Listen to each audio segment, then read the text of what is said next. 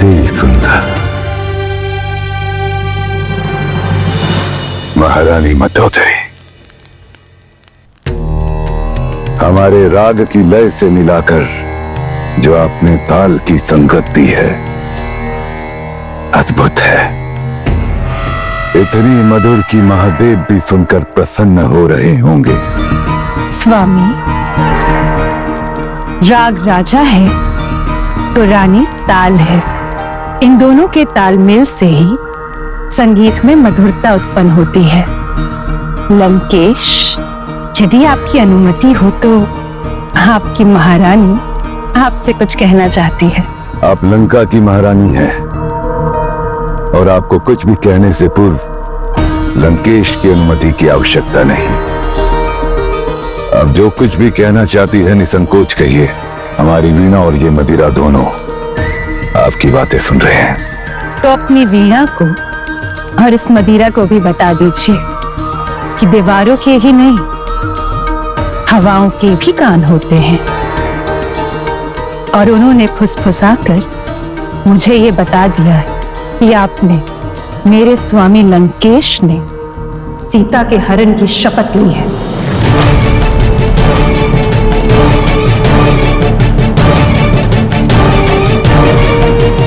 तो लंका की महारानी को यह भी ज्ञात रहे कि ये शपथ लंका के स्वामी ने ली है और वो शपथ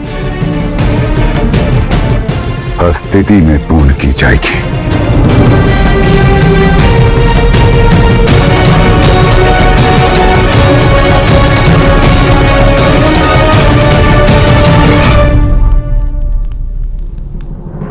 तो क्या मेरे स्वामी लंकेश मुझे ये बताएंगे कि एक स्त्री का हरण करने से आपको ऐसा कौन सा यश मिलने वाला है? इस चौर कर्म से लंकेश की कीर्ति कलंकित नहीं होगी क्या?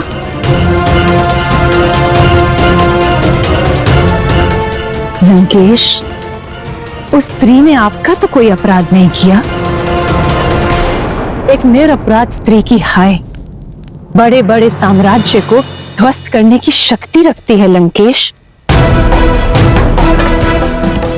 तो आप क्या चाहती हैं महारानी मंदोदरी?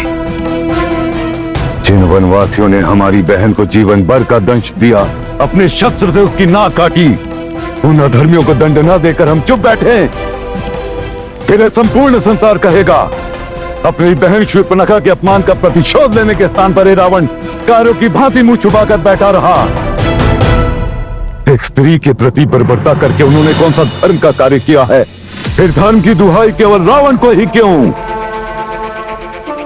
कहीं ऐसा तो नहीं कि आपको अपना साम्राज्य ध्वस्त होते हुए दिखाई दे रहा है?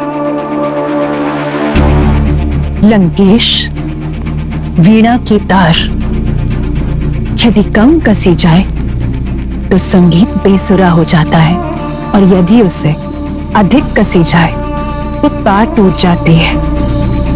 अच्छा संगीतज्ञ वही होता है लंकेश, जो तार को उतना ही कसे जिससे संगीत में मधुरता बनी रहे। संगीतज्ञ जानता है कि कौन से तार को कितना खींचना है। बस तालमेल आपको बिठाना होता है, जैसे संगीत में मधुरता बनी रहे। किंतु महारानी मंदोदरी, संगीतज्ञ केवल संगीत ही नहीं जानता, अपितु युद्ध कौशल में भी निपुण है। और युद्ध का नियम है, वार ऐसा करो कि शत्रु उठ भी ना पाए। हम राक्षस हैं महारानी मंदोदरी, कोई साधु नहीं।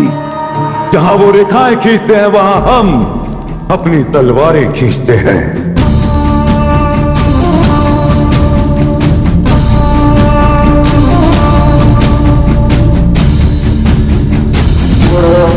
आपको कदाचित स्मरण नहीं है लंकेश, विद्युत जीवा के प्रसंग के समय भी मैंने आपको चेतावनी दी थी कि हिंसा मत करिएगा, किंतु आपने उसका वध कर दिया। शूर्पणखा का सारा सुख एक क्षण में नष्ट कर दिया आपने। मेरी अंतर्दृष्टि ये कहती है लंकेश, ये उसी घटना का विस्तार है जो एक पतिव्रता नारी के हरण की आग में संपूर्ण लंका को भस्म कर सकती है। हमारी लंका भेद है। इस संसार में कोई ऐसा उत्पन्न नहीं हुआ जो हमारी लंका का विनाश कर सके। आपको प्रतिशोध लेना है ना, तो पराक्रम दिखाइए। एक अबला स्त्री का हरण करके युगों से संचित की हुई कीर्ति और पुण्य दोनों नष्ट हो जाएंगे लंकेश। इतिहास के पन्नों में आपका नाम पर पत्नी चुराने वाला लिखा जाएगा।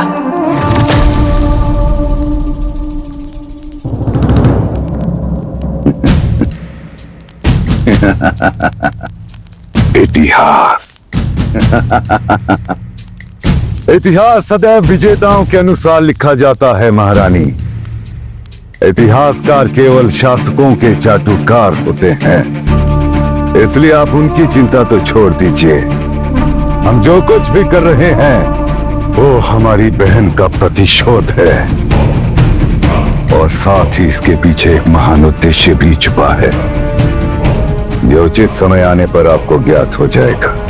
क्या स्त्री के हरण करने के अतिरिक्त अन्य कोई विकल्प नहीं है लंकेश? कोई और मार्ग नहीं है जहां से संपूर्ण वन को भस्म करने वाली इस आग से बचकर निकला जा सके?